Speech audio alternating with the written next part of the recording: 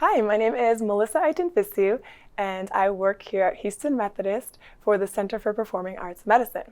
I'm excited to share with you today about a famous painter, Jackson Pollock. So how did Jackson Pollock make these beautiful artworks that we would consider abstract? And why did he make these beautiful artworks? What motivated him? What inspired him? How did he create this style of artwork? So there's a history behind how Jackson Pollock came to this type of painting. Let's take a look back in history a little bit. An amazing painter that I really love, an Italian painter named Caravaggio, did really beautiful, realistic paintings in the 1600s. Here's an example of a Caravaggio painting, Supper at Emmaus, that he made. This painting is fantastic. It's realistic. He did a great use of light contrasting darks and lights, and we can really see the detail. He painted this using live models, and he painted this from direct observation. What we see is what we get, an exact representation. This is realism. So how did we go from this beautiful realistic painting in 1601 to the painting by Jackson Pollock in 1950? Completely different styles. Jackson Pollock's artwork is considered abstract expressionism. His artwork is abstract. It's non-figurative. It's not real looking at all. So how did we progress from these two different art styles, from one to the other, in a span of 350 years? Let's take a little look at how we did that, or what really changed. What was the catalyst that made us change from real artwork, realism, to more abstract? Well, here's the solution, or here's the change that happened, was the advent of photography.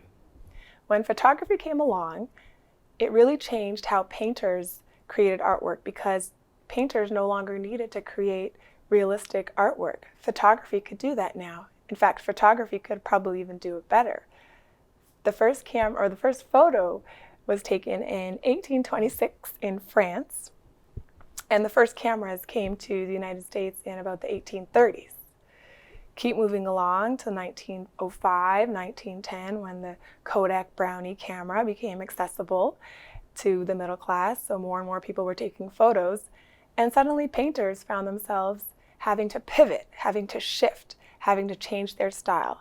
So what happened during this shift from realistic painting to what we have now was really a change in capturing emotion and capturing feeling in artwork and in painting versus capturing realism. So after photography came along, you see a change in artwork going from impressionism, where artists were capturing an impression of what they saw, to cubism, to fauvism, to what Jackson Pollock came along and created, which is abstract expressionism. Here's a great example of two different paintings by Jackson Pollock.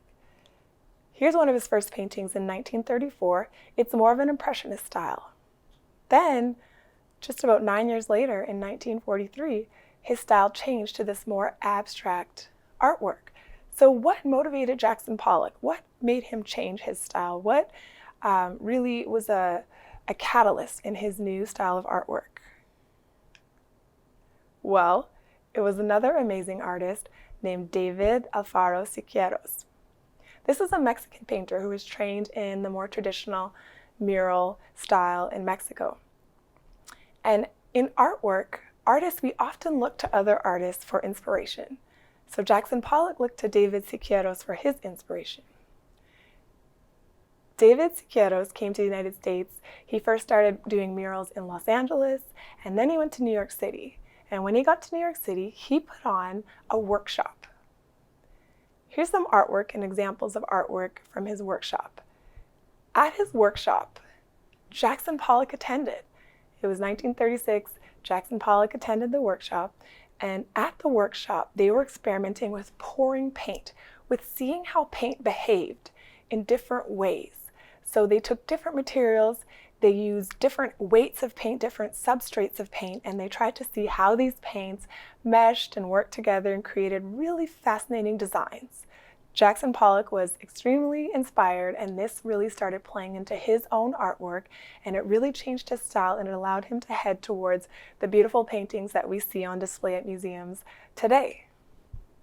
Here's a close-up of one of David Siqueiro's paintings, and you can see those details, those drips that change in texture and content. And here is painting number 5, one of Jackson Pollock's very famous paintings, a phenomenal artwork, and you see how the style has completely changed. So Jackson Pollock called these action paintings. He put his canvas on the ground instead of on an easel.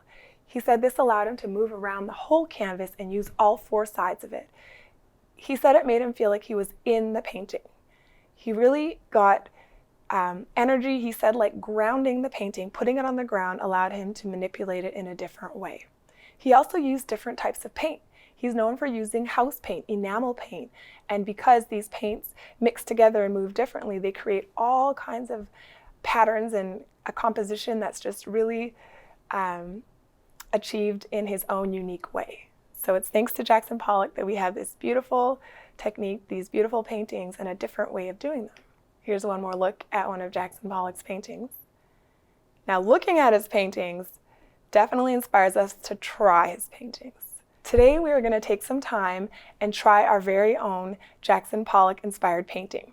I have some materials set up here, and we're going to try the techniques that he used. One thing Jackson Pollock did is he wanted to get rid of brushes and use all different types of things like sticks, paint knives, dripping, yarn, and different techniques and ways of putting the paint on. So I don't have traditional instruments in front of me today.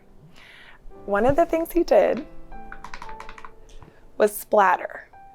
So we're going to take some paint here and just let it drip and splatter onto the canvas. Ooh. One thing I'm doing is I'm adding a little bit of water to the paint. By adding water, it gives it a different viscosity and it pours more easily, it drips more easily, and it makes really fascinating shapes and designs. I'll take this water here and pour it on the yellow.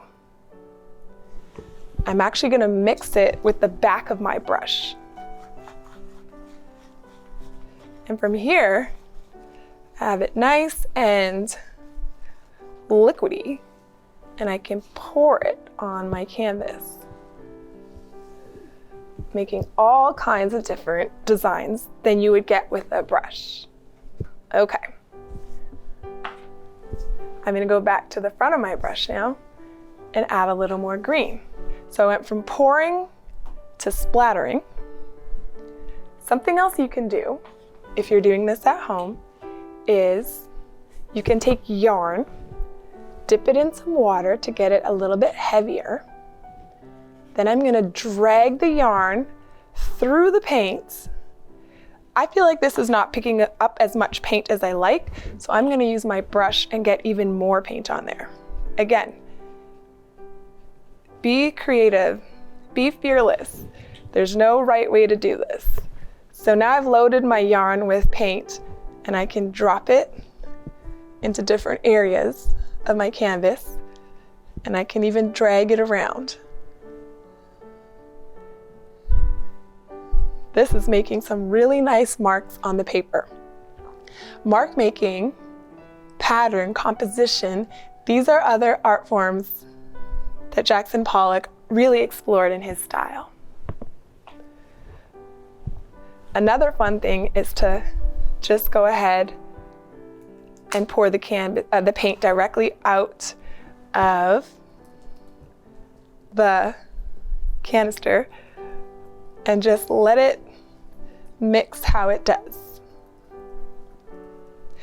As much as this seems playful and as much as it seems easy, there are decisions to be made. For example, color choice. If you look at Jackson Pollock's paintings, there is a lot of thought that goes into the unique colors that he uses. So today I chose specific colors that I felt like represented nature. So for me, this is what I wanted to do. When you do your own, you can think of the color choice or color palette that you would like as well. For example, you could do fiery reds and oranges and yellows if you wanted to represent something with high energy. cooler colors, like I'm using, blues, greens, these are more representative of slower, softer ideas. I used up most of my blue. I'm going to come in with an even darker color now, with some black. And this time, I might not even put the lid back on. We'll see how much black comes out if I leave it without the lid. I'm using all the edges of mine. That's just naturally how my technique seems to be, but each person is going to make such a unique composition. Everyone makes their own choices. Maybe you want to make more black in one section instead of another area. Again, if you look at Jackson Pollock's paintings, you can see the balance that he does, where he puts more colors, where he puts lighter colors. And filling up a canvas takes quite a bit of time. As you can see, I've already used 4 colors, and I could keep going and keep adding to this painting. Sometimes it's hard to know when to stop. But as you work on your own painting, naturally you'll find a stopping point. Naturally you'll find a technique that suits you. And naturally you'll find an expression that represents something artistic that we all have inside. So I hope you enjoyed today's lesson. I hope you enjoyed learning a little bit more about the history of how Jackson Pollock came to this type of abstract artwork.